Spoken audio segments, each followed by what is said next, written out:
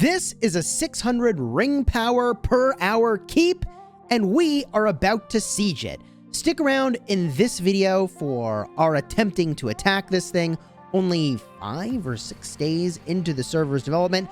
I think this will be very achievable for our takedown. We'll give you a little update on the account and how we're progressing in Season 2. And, well, we're going to siege this thing, and I'll talk about exactly how I'm doing it. And, oh, looks like it's time to start.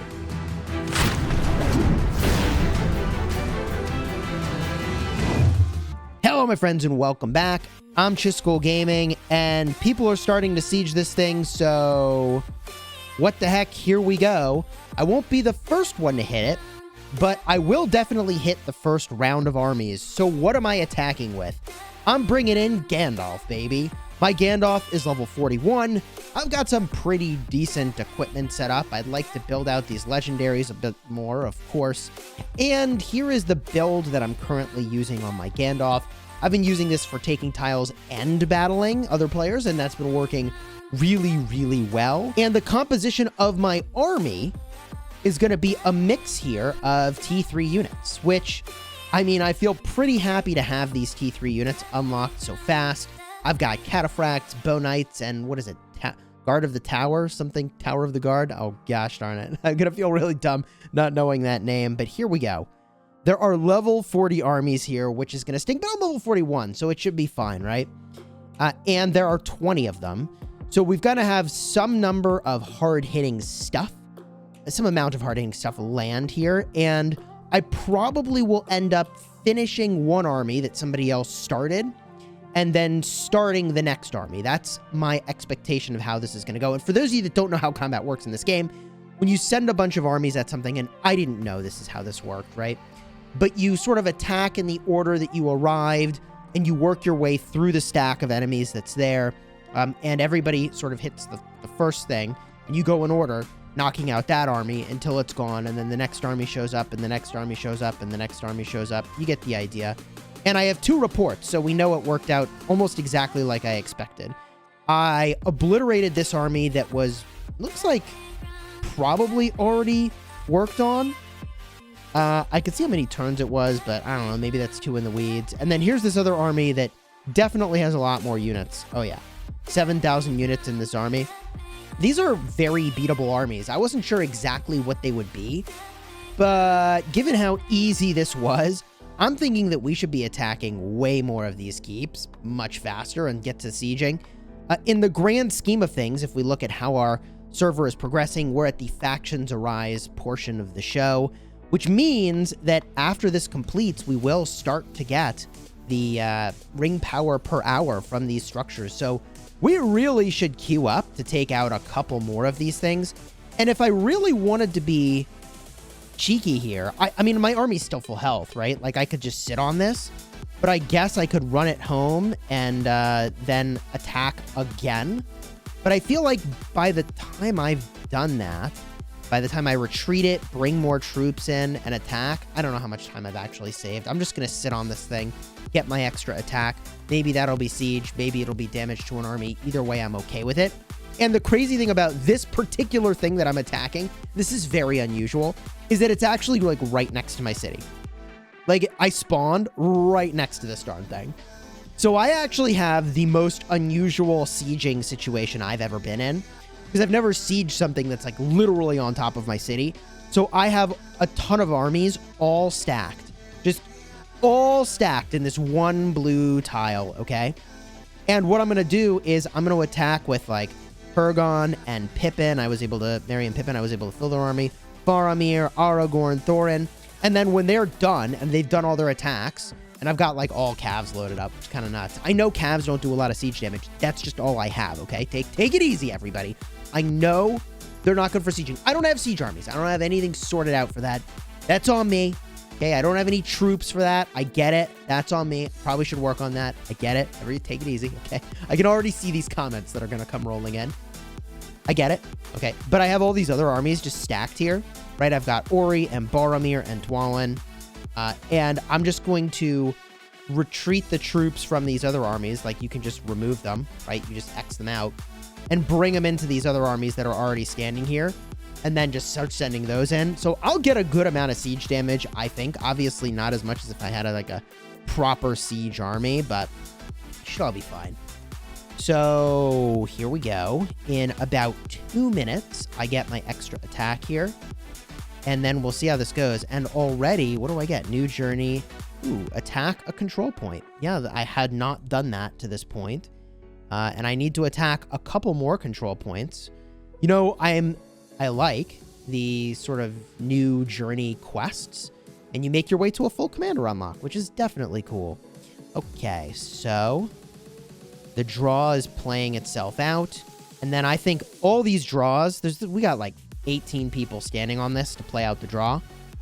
There's no doubt in my mind that that's going to take care of these armies. So I feel pretty good that I didn't like retreat the army and send it back in. I might have been able to do some extra damage, use a little speed up to do it, but it's fine. Damage is about to be dealt. They're down to 7 armies now. I'm going to come off this stack pretty soon. I don't know, I may not get to actually take out the final army. And did I get any experience doing this? Well, let's get my healing going while we wait. I'm going to claim my gold just once. Let's try that again, just once. The reason I'm waiting is that I'm making more buildings right now. I'm doing some upgrades that are going to give me more gold every time I levy. So I just want to slow my roll on that. And, oh, I think we're sieging now. So, no, we're not. There's still 7 armies left, but a lot of people are sending a lot of armies. Okay. Now, because there's 7 armies left, as I was describing earlier, you work your way through the stack. I am pretty sure that means that there is 1 damaged army and 6 full health armies. But, okay, I hope those aren't siege armies that they're sending in there. GG, if it is. Down to 6 armies. I'm going to pop off this stack in 15 seconds. I hope I get the opportunity to get the attack in, because do I get experience? Unfortunately, no. You do get experience for, obviously, tiles and battling other players. I guess you could farm experience off one of these things, and that would be pretty exploitable, maybe. Okay, and I took out another army. Boom, and started another army. Ooh, it's a Gandalf. Okay. Well, I would have beat that Gandalf if I had more turns against it, but I don't. And at this point, I'm just going to let my Gandalf continue to draw, because when that's done, I'm going to do siege damage. And also, there's so few left here. 2 armies. Surely I can start to attack this thing. But I'm going to just play it a little cautious, because if I actually lose my premium troops on these armies that are designed to siege, that is just going to be too savage. I can't handle it. So we're just going to chill for just a little bit longer. I'm going to be overly cautious. Surely all these armies are going to take out the remaining 2. And then I just start swinging in. So now I just send all of these. And I get that my siege amount is low. But I have so many of these marches lined up. Merry and Pippin can cruise in.